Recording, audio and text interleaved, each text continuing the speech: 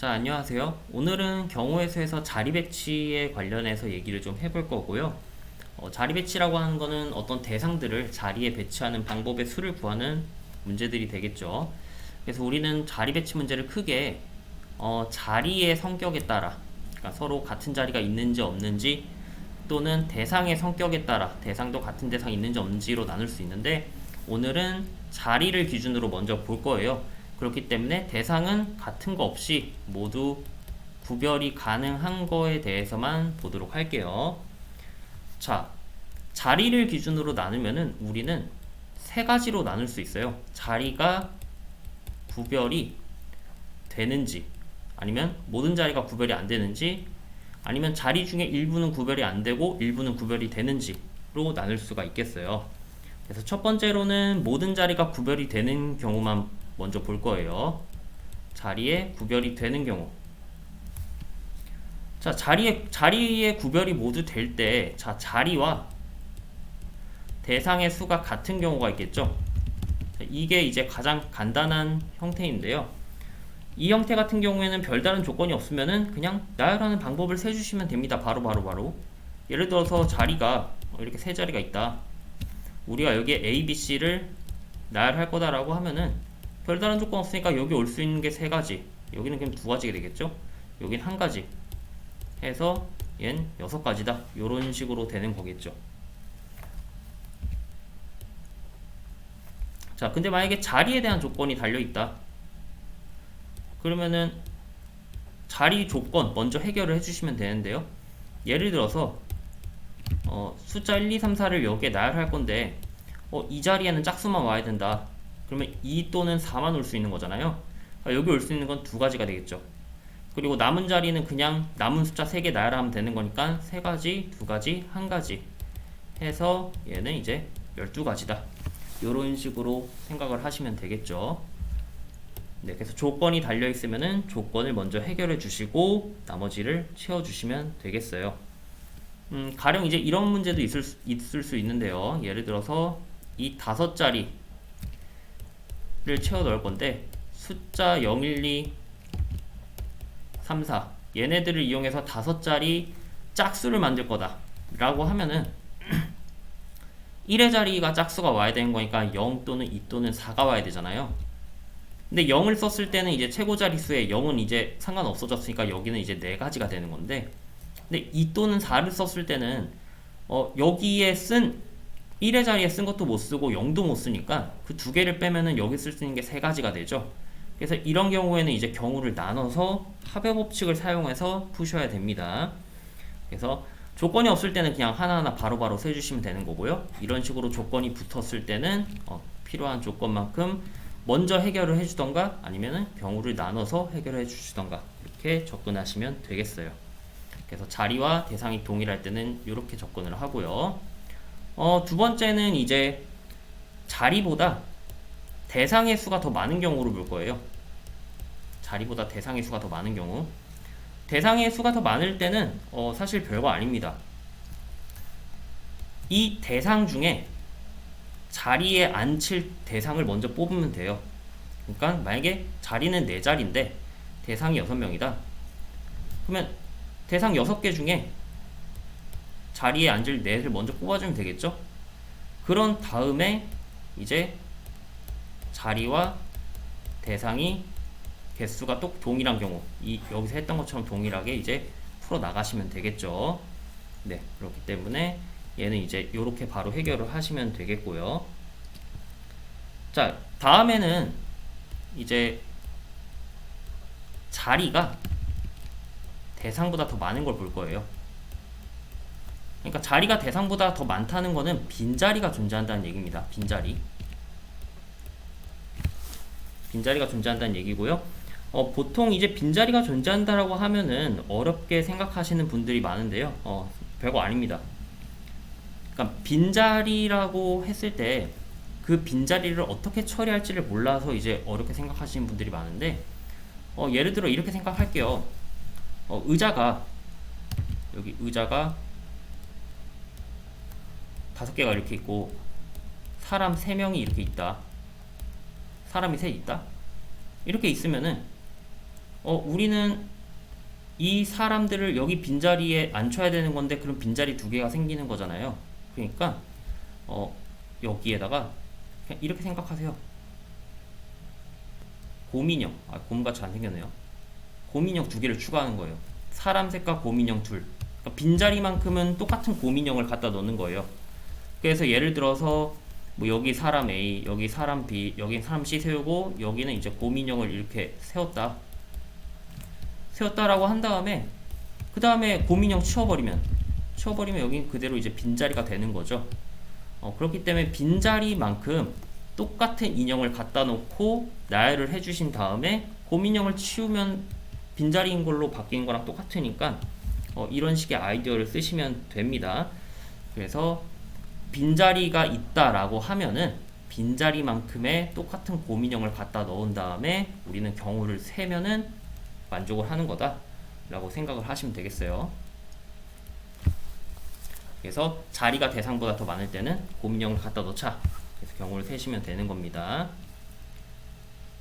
자, 그리고 이제 두 번째, 지금까지는 이제 자리가 모두 구별이 되는 형태를 봤고요.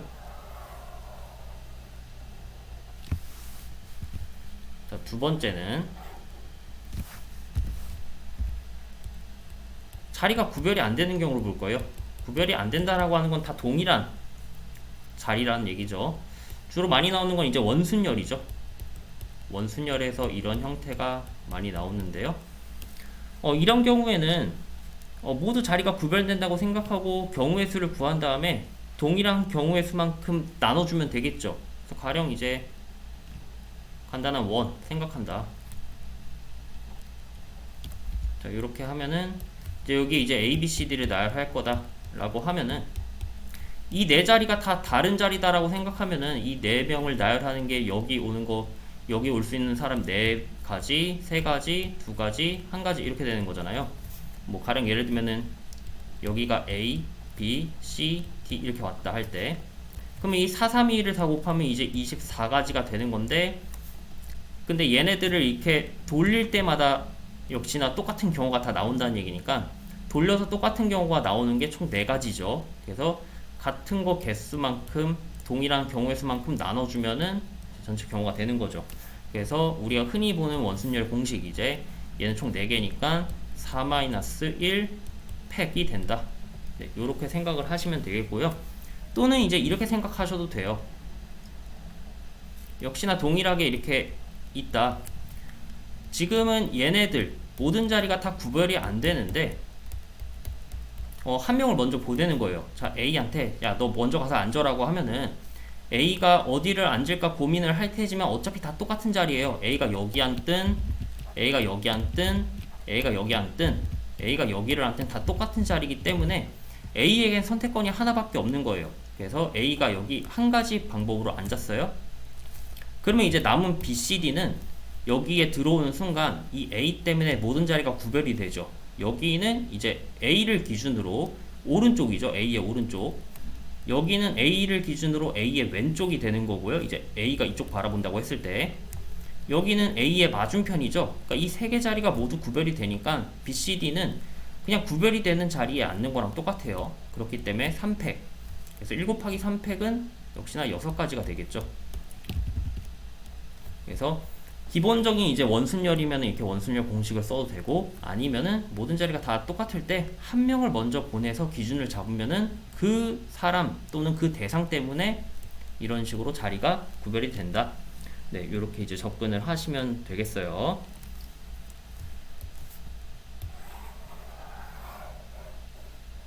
자, 그리고 이제 마지막 세 번째는 구별이 일부 되는데 일부 안 되는 거, 이렇게 이제 생각을 하시면 되겠죠. 이런 경우는 이제 어떤 경우가 있냐면요, 예를 들면은 이런 형태가 있어요. 여기 이제 자리가 이렇게 있는데 이 안쪽에 자리가 하나 더 있는 거예요. 뭐 예시를 드는 겁니다. 이렇게 안쪽에 자리가 하나 더 있을 때, 자, 얘네들은 모두 다 구별이 안 되는 자리예요. 근데 얘 혼자 구별이 되고 있는 거죠. 가운데 얘는 누구랑도 같은 자리가 아니죠. 이건 돌리면 이제 다 똑같은 자리가 되는 건데, 이 바깥에 4개는 여기는 다 구별이 되는 자리다.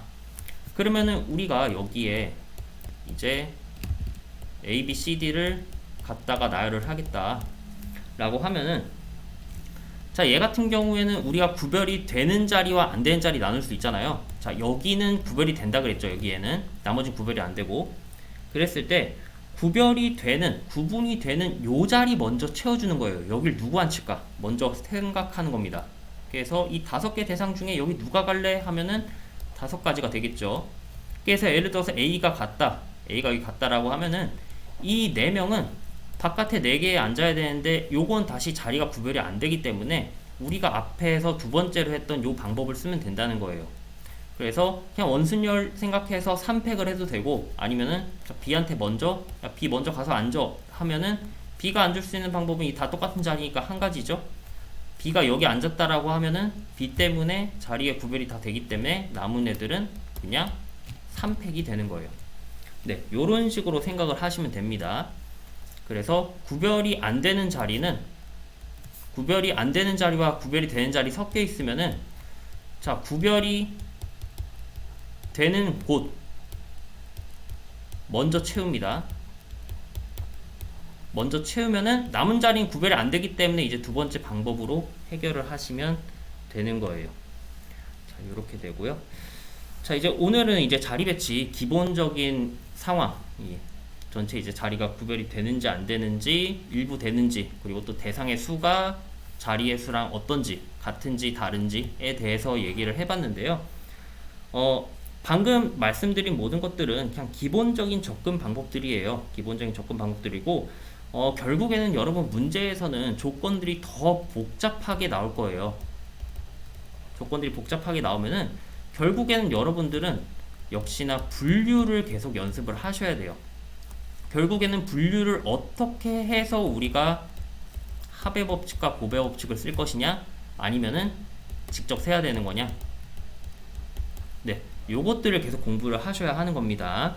그래서 기본적인 접근 방법도 여러분 알고 계셔야 되겠고, 우리 기본 문제만 풀 거 아니니까 복잡한 형태에서는 자, 요런 연습을 계속 하셔야 하겠어요. 그래서 마지막에는 오늘도 이제 분류하는 연습을 강조드리면서 또 다음 시간에 뵙도록 할게요.